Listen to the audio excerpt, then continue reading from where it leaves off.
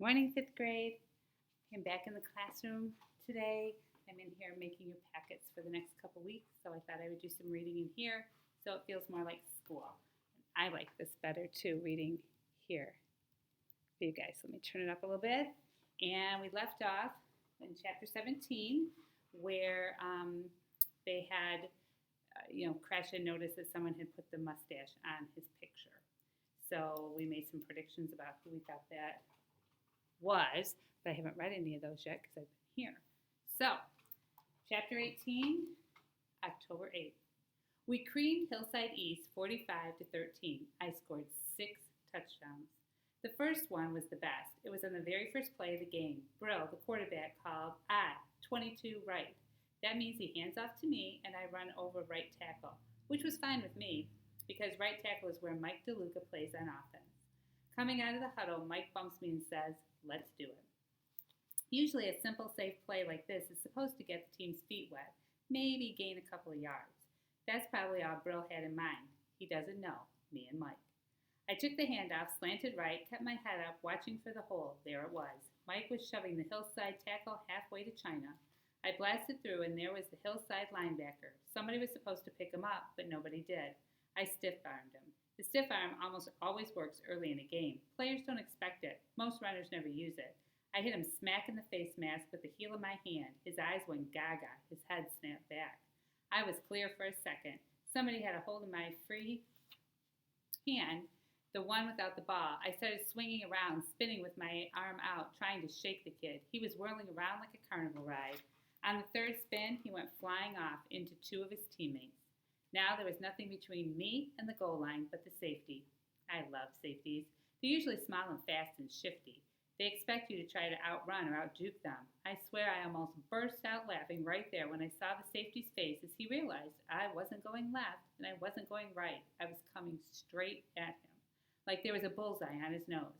I plowed him under and streaked the last 40 yards to pay dirt. My own teammates almost killed me in the end zone, mobbing me, burying me under a pile of bodies like they'd never saw a touchdown before. They carried me off the field on their shoulders. The ride was bumpy, but the view was great. The cheerleaders were going crazy, including Webb. That's right, the happy little surprise made it. He's a cheerleader. Same sweater and same shoes as the girls. At least he didn't have a skirt on. It was one of the eeriest and most uncomfortable feelings I ever had, watching a boy lead cheers for me. Of course, the stands were going wild too. I looked for my father, or even my mother. What the heck? Couldn't see either of them. Well, after all, the game had just started. Maybe they were on their way, or maybe I missed them in the crowd. As I waded through all the pad slapping and high fiving, I took another look in the stands. Still didn't see them. But I did see someone else. About halfway up, a white haired guy and a semi old lady, smiling, clapping with the rest of them. Webb's prehistoric parents. My second touchdown was a 52-yarder on a pitch out from Brill. This time there wasn't anyone on the team to run over. I just left them all in the dust. The place went wild again. This time I made them let me leave the field on my own feet. Webb's parents were still smiling and clapping. Mine weren't there. Okay, I figured, they're just late. Give them time. They're coming. All you got to do is keep scoring. So that's what I did. I either scored or made a long drive every time I touched the ball. I had to. Suppose they just got there when I was stopped for no gain. I couldn't stand that. Still, I didn't know exactly when they would show up. I had to be great every second. I kept telling Brill, give me the ball. I scored the 5th TD just after the first half ended. They still weren't there. They're probably coming for the second half, I figured. They didn't. TD number 6 came early in the third quarter. As I trotted to the sideline, I kept staring at the stands, not for my parents anymore, but at Webb's. They were still there, grinning and clapping themselves silly. I wanted to charge up there and strangle them. I wanted to shake their skinny, vegetarian necks and scream in their Quaker faces, "Stop cheering for me. I don't need your cheers. I'm not doing this for you, so stop acting so grateful."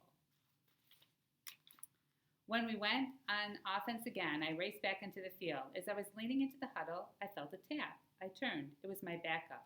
"Hey, I'm in for you," he said. "That's what you think," I said, and I shoved him. He stumbled backward into his second-string butt. I heard Coach Latner scream from the sideline. The quarterback called to the referee, "Timeout." For the first time, I noticed it wasn't Brill. It was the second-string quarterback. The coach was calling me. He was waving for me to come out. I pretended I didn't see or hear him. Then he came stomping across the field. He pulled me away from the other players. "I'm not going to drag you off," he whispered. "You're going to trot off with me. You understand?" I glanced at the stands. "You can't take me out. I'm just getting warmed up." "I'm here to beat Hillside," he said, "not destroy them. You're the only first stringer left on the field, and you're already benched for the first quarter of our next game." He leaned sideways into my face. "Want to try for the second quarter, too?" He started trotting for the sidelines. I went with him. The kids in the stands jumped up and gave me a standing ovation. Everybody was cheering.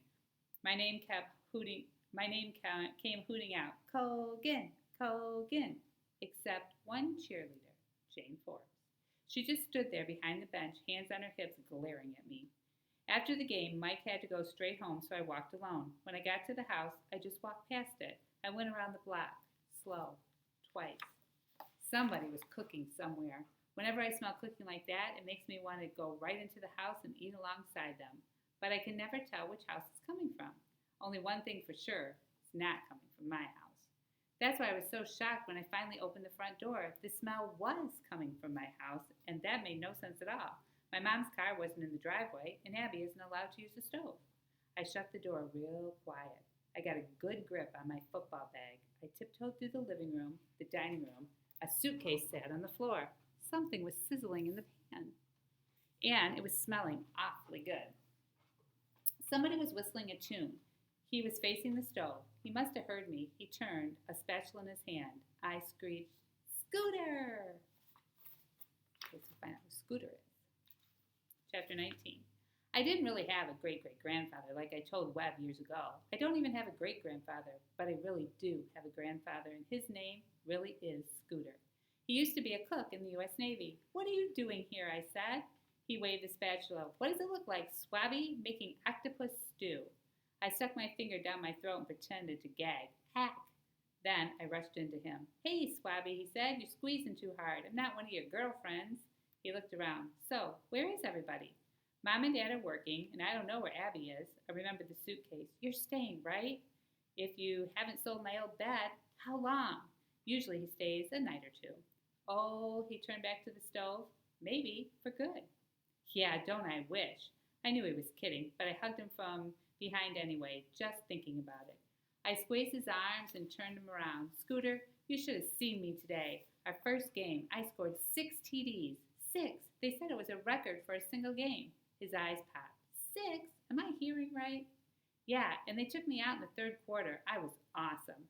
He gave a low-key smile. His eyes went back to the normal size and got real soft. He patted me twice on the cheek. "You didn't have to score all those touchdowns for me, you know." The front door opened. I thought it was Abby, but it wasn't. It was my parents. I looked at the clock. It was only 20 minutes after 5. In the kitchen, they hugged Scooter and did the act routine that when he told them it was octopus stew. It's a family joke we do when Scooter visits and cooks for us. It's never really octopus, but that's the only thing we know for sure. He makes it up mostly of whatever he finds in the kitchen, so it's always different, but always great. My father said, "Finally, we'll get some good food around here." My mom punched him, but she laughed too. She hates to cook, but I was stuck on my dad's words, the way he said, "We'll be getting." "Scooter's just staying for a day or two, right? Like usual?" Silence. Stares bounced around the kitchen. Slow, growing grins. "Don't you listen, Swabby? I told you once. Maybe for good." I must have had a pretty funny look because everybody took one peek at me and burst out laughing. I cheered. "All right." Abby phoned and said she was at a friend's and would be home soon. Scooter said, "Not soon enough. The 8-arm stew is ready. Everybody's sick." My mom pinched her nose and pointed. "Not till you get that out of here." I ran my football bag upstairs. The 8-arm stew didn't look too good, but the taste was something else. "This is scrumptious," my mother said with her mouth full. "What is it?" "Chef's secret," said Scooter. "He never tells what's in it till we've eaten it." I wasn't interested in what was in the stew. I looked at everyone. "So, Scooter's moving in? He's not going to leave? Ever? Is that it?" My dad nodded. "That's it. If he can stand you two." My mom turned to Scooter. "I waited till you got here to tell you this, but dear little Abby is now a vegetarian." Scooter winced and blessed himself. He's not Catholic, but he does it when he feels unsafe. "Since when?" he said, as if he were saying, "When did she die?" But been going on for several weeks now, said Mom. Does she count fish as meat? She counts anything that has a face. Scooter nodded slowly. I guess that includes mice then. My mother stared at him. He was grinning and looking at her plate of stew. Her eyes bulged. She squawked. She jerked around to look into the kitchen. The trap was still there, a little glob of peanut butter as bait. Scooter chewed yummily on his forkful of stew. I always like to make use of the local livestock. My mother wagged her fork at him. I wouldn't put it past you. I really would not. We all laughed. Anyway, my mom said, it would take more than eating a mouse to spoil this day for me. How's that? I said. She sipped her coffee. Well, you know about the new mall that's coming, and you know my company is the real estate agent for it. But what you don't know, and what I didn't know until this afternoon, is that yours truly, the least senior member of the team, will be getting a piece of the action. I'm going to handle 3 of the small stores.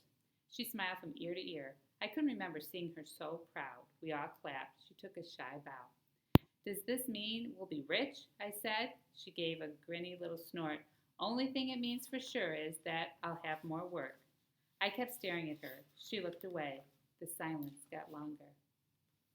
I was awesome today, I said. My dad smacked the table. Oh, I forgot your game. How'd it go? Who won? How'd you do? Suddenly, I didn't feel like telling them. I chewed some stew. I shrugged. Scored 6 TDs. Out of the corner of my eye, I saw my father's jaw drop. I looked at the ceiling. I had never noticed how pure white the fluorescent light is. A school record, said Scooter. My mom's voice came cracking and low. Crash, that's wonderful. I'm really so proud. I took a deep breath and wanted to leave. Abby came in. She screamed when she saw Scooter and ran to him. It was complicated. It was complicated hugging him because she carried a big white cardboard sign tacked onto a 3-foot stick. What's this? asked Scooter, drawing back and almost getting clobbered. Abby turned the sign around so we could all see it. It was painted in big red letters. It said, "The mall must fall." She wore a button that said the same thing. My mom cleared her throat. What's this all about? Abby marched around the dining room table. We're going to demonstrate against the new mall. We're not going to let them build it. So that's a conflict of interest in that house because Mom, if you heard right, that she's the real estate agent that's going to be handling some of the new stores that are supposed to go into the mall, and then but Abby's going to be advocating against it. So we'll find out what happens with that. All right, have a good day. Talk to you soon. See ya.